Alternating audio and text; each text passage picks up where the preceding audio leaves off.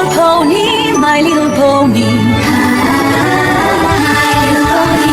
Me preguntaba qué era la amistad, my little pony. Hasta que su magia me quisieron dar. Aventuras, diversión, es fuerte y fiel, de gran corazón. Será amable, es la solución. La magia lo hace aún mejor porque es my little pony. Y por siempre habrá una gran amistad. My Little Pony, los historiadores de la amistad. Combatir la delincuencia, tenemos que decirle al que nos va a robar que no nos robe, porque si permitimos que nos robe, nos estaría robando. ¿En qué momento se jodió el Perú, Luciana? Todavía lo preguntas, imbécil.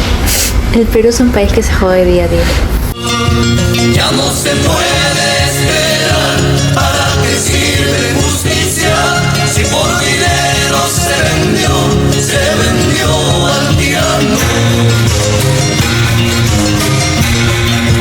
Tanto tiempo soportando, tanto abuso, tanta maldad, llantos amargos sin causa que revolvieron entrañas. Tanto tiempo esperando que llegara ese día, pero llegó con desgracia, la injusticia nos persigue.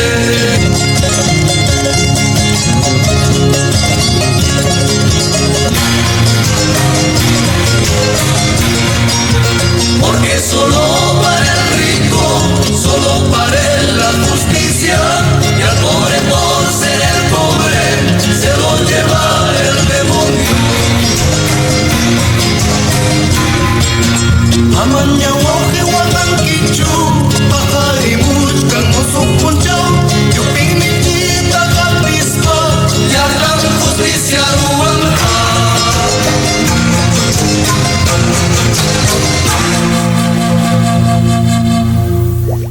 En Ayacucho y Juliaca se registraron graves violaciones a los derechos humanos, que por la violencia ejercida y la cantidad de muertes podrían constituir masacres. Esta es la contundente afirmación extraída del informe oficial del 2023 de la Corte Interamericana de Derechos Humanos, que expuso ante la comunidad internacional la violencia desatada en Perú entre finales de 2022 y principios de 2023. El detonante inmediato de este colapso institucional sucede el 7 de diciembre de 2022, cuando el presidente Castillo decide cerrar el Congreso. Inmediatamente esta última institución lo vaca, colocando como presidenta a Dina Boluarte. La asunción de Boluarte resultó en una indignación inmediata popular, mayormente por parte de los jóvenes y por las regiones del sur del país, quienes tomaron este cambio de mando como una traición a la democracia y una alianza de conveniencia por parte de un Congreso altamente repudiado.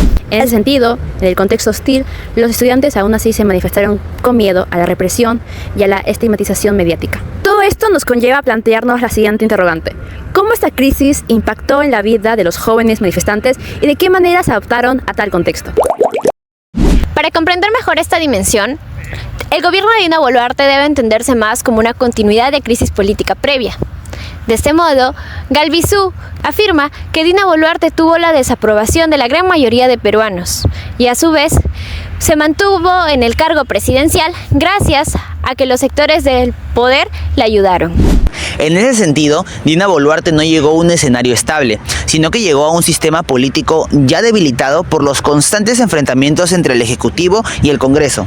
Pero lo central de todo esto es que su gobierno no actuó como una transición corta entre un mandato y otro. Esta idea de la permanencia en el poder se reafirma con lo que menciona la doctora María Luisa Burneo, quien menciona que tras la vacancia de Pedro Castillo, Dina Boluarte asumió el poder y anunció con mayoría del Congreso que continuaría el mandato hasta 2026.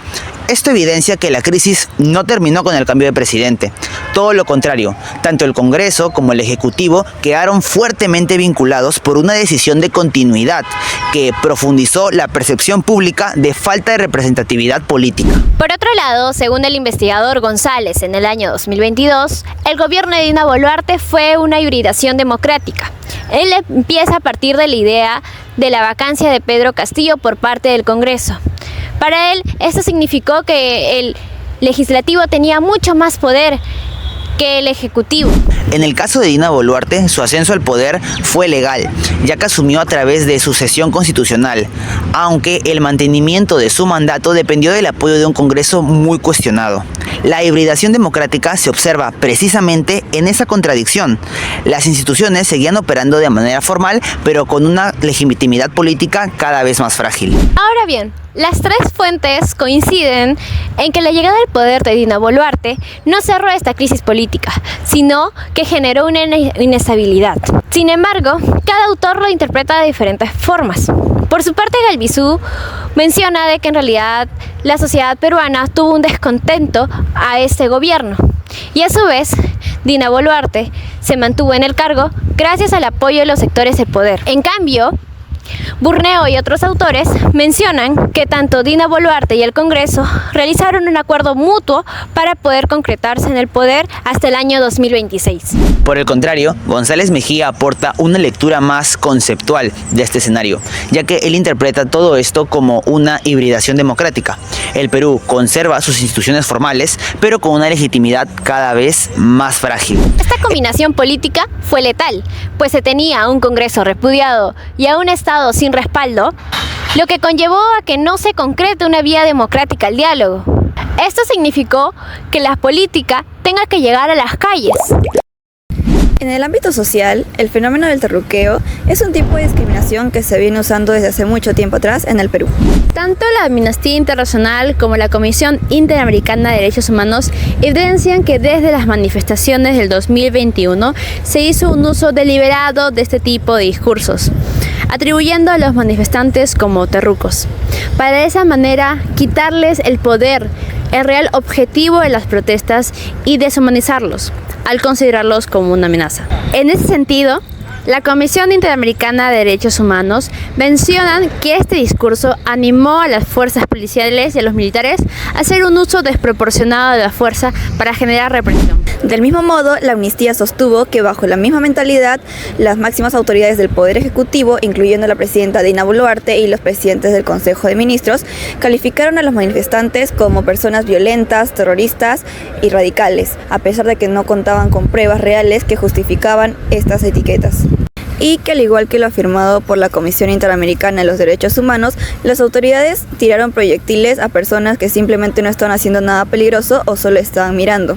Además se menciona que esto fue un acto de racismo porque la mayoría de las muertes fueron en zonas pobres donde vivía gente indígena. Asimismo, la fuente de López y Parra y otros comunicadores hablan acerca de los discursos presidenciales, diciendo que Dina utilizó el mensaje a la nación para crear otra narrativa y de esa manera atribuirle la culpa a los manifestantes de fomentar el odio entre peruanos y crear el caos. No creo que haya tenido cuestiones positivas ese gobierno y negativos que, bueno, no ha sido un gobierno represivo, ¿no? Con toda la gente, con toda la población, ¿no? No, sí, en muchas de ellas, de hecho.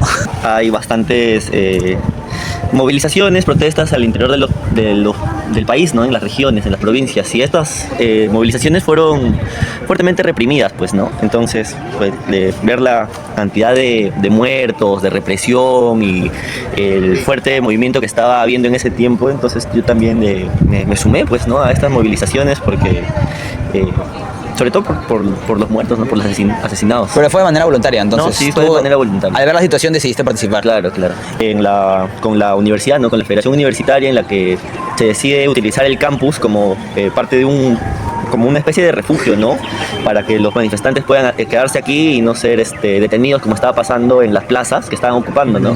Con las experiencias que han habido desde Merino, como que se hacen diferentes roles. Por ejemplo, hay gente que va con escudos en primera línea, hay gente que desactiva lacrimógenas y por lo que lleva también esos implementos, o gente que ya va a arengar, que cumple ese rol, ¿no? Y ya, entonces depende qué rol cumplas, llevas los implementos para eso, pues, ¿no? Y en tu experiencia personal, ¿cuál fue el rol que tú cumpliste cuando fuiste a una...? Yo, la vez que fui a estas protestas con Dina, fui cargando escudos y también de desactivador con Dina, ¿no? Me hacía recordar bastante lo que pasaba con Merino, de todas formas, ¿no? Sobre todo porque nos estancábamos en Abancay con Pierola, pues, ¿no? Frente al parque universitario, entonces ahí nos tiraban gases, nos perdigoneaban y nos defendíamos a pedradas, pues, ¿no? Contra la policía de pedradas. Sí, les tirábamos piedras y, bueno, yo desactivaba lacrimógenas, entonces así. Ok, ¿y claro. ¿Cómo aprendiste a desactivar lacrimógenas? Viendo videos en internet, ¿no? Recuerdo que cuando lo de Merino estaba fuerte, A la par habían protestas en Taiwán, si no me equivoco, en China, y ahí utilizaban estos métodos de desactivación de lacrimógenas, y pues, ahí había bastante material y la gente aprendió, ya la gente sabe cómo. O sea, hay gente, ¿no?, que dice que no deben hacer eso, que no deben protestar, o que esas no son las formas, pero o sea, que no sé. Lo tomas con indiferencia, digamos. Claro, no saben, pues no entienden ellos. O sea, como babosos. Sí, sobre todo creo que abrió una perspectiva en la cual yo considero que hay una necesidad de una integración, pues, ¿no? Una integración nacional en la que necesariamente tenga que superar las trabas que impone el centralismo de Lima, pues, ¿no? Y a la vez noto que hay ciertas dificultades en la organización de la gente que son propias de por sus propias divisiones regionales también, pues, ¿no? O sea, no solo el centralismo limeño genera trabas a esta integración, sino también sus propios divisionismos regionales, pues, ¿no? Entonces, yo creo que eso me hizo ver una nueva perspectiva de la necesidad que existe en el movimiento nacional, pues, ¿no?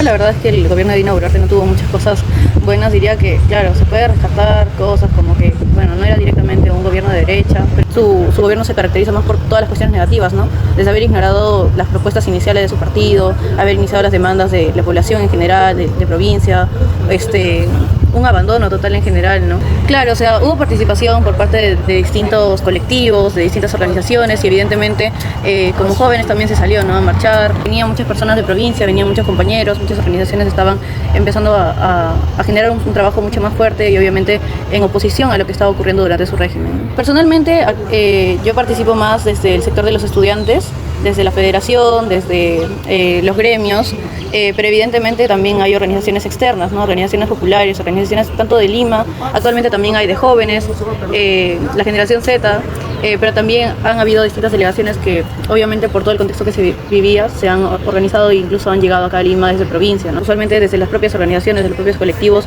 hay personas que asumen la logística principalmente, cómo se va a llevar a cabo estas marchas, pero más que nada surge desde la propia voluntad popular, ¿no?, desde la voluntad de la propia población que ha traído muchas veces desde mascarillas hasta cascos, ha traído de repente escudos, como han sido también los universitarios, han traído diversos implementos, incluso comida, ¿no?, comida, agua, que son cosas que se necesitan durante una marcha, el uso de polos o mascarillas, ¿no?, más que nada para taparse la cara, y creo que es uno de los mayores cuidados que se da hasta la actualidad, y es que este tema justo de la identidad de las personas se tiene que hasta cierto punto resguardar, ¿no?, porque sabemos que hay muchas veces muchas veces se criminaliza a las personas, se empieza a abrir investigaciones o de repente se empieza a especular sobre uno u otro grupo, tratar de ligarlo con algo que no tiene nada que ver con la organización. Y eso también era lo recomendable en su momento, salir siempre con un colectivo, con un grupo de personas que te respalden, que te puedan reconocer, que puedan identificar dónde estás, en qué estás, o si te han detenido, así justo.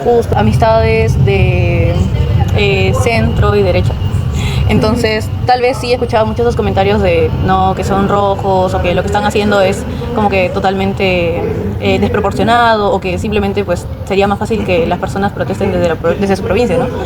Había mucho ese rechazo realmente, pero sí me apoyó mucho el hecho de tener de repente a mi padre que me respaldaba, que también, ¿no?, opinaba respecto a lo que estaba pasando y que daba la razón, ¿no?, y que también consideraba que era justo el salir a marchar de repente con miedo, ¿no?, a qué podía pasarme a mí, siendo su hija, pero también reconociendo que era parte de todo esto, que uno mismo empieza a movilizarse. En ese momento realmente no le daba mucha importancia, bueno, antes de eso no le daba mucha importancia a lo que estaba ocurriendo, digamos que vivía un poco más aislada, de repente tampoco me entraba mucho, no veía muchas noticias, ¿no? La forma en la que yo veo ahora también, tanto la universidad, porque también es un espacio donde se hace bastante política como afuera, creo que lo veo de una manera totalmente distinta. Creo que se me hace muy interesante y siempre como estar cuestionando, estar detrás, siguiendo qué es lo que está ocurriendo a nivel nacional, qué es lo que está ocurriendo en distintas partes del Perú, ¿no? Me hace sentirme un poco más integrada, me hace sentirme un poco más responsable de lo que está ocurriendo.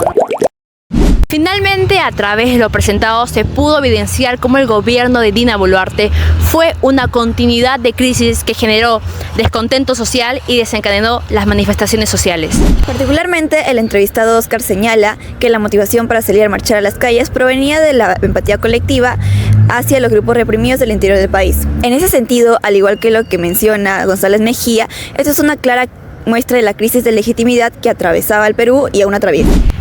Las entrevistas muestran algo que las fuentes no lo hacen con la misma cercanía. Cómo vivieron los jóvenes esa criminalización en la práctica, con miedo por enfrentarse a una sociedad dividida entre aquellos quienes lo apoyaban y los que no, pero sobre todo la valentía por enfrentarse y organizarse. Los testimonios de ambos entrevistados lo demuestran. Por un lado, refiriéndose al apoyo de sus familias en su involucramiento a las marchas, y por otro lado, refiriéndose a posturas contrarias a las suyas con términos como ellos no saben o no entienden, lo que no solo demuestra la falta de integridad nacional a la que refieren los entrevistados, sino que también demuestra la fragilidad política que expresan las fuentes y que se ha evidenciado en este video.